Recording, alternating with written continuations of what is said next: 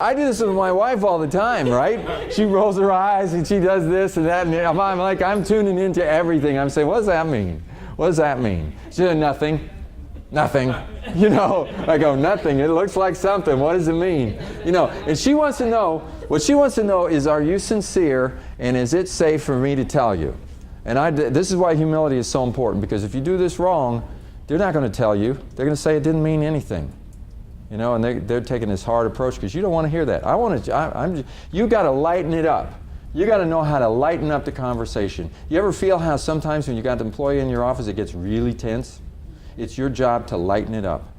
Not make it happy and laughy and all that kind of stuff. Don't start telling jokes.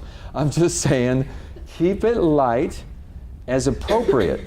Now, if it's not appropriate to be light because they just did something really bad, like stealing money or something like that, that's a different thing. But I think sometimes it gets really intense because this person feels really nervous, and then you keep it intense. It's content versus context.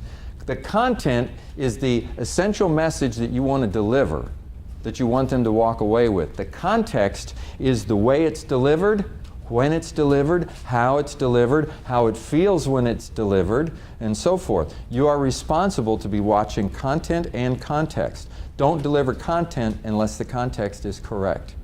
In other words, if the person is really, really upset, this is not the time to tell them certain things. So you need to get the context of the conversation. This is why we have goals.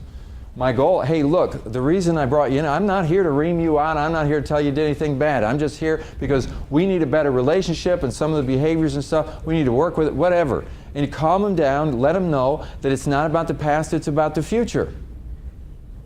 See, this happens a lot of times. Oh, I'm going to get punished for what I did in the past. Say, what's done is done. I can't change it. All I want to do is change the future. I want to talk to you about the future, and you try to lighten it up. And if you can get the context to one of learning, where now the two of you are talking and the person is listening, now you can tell them something.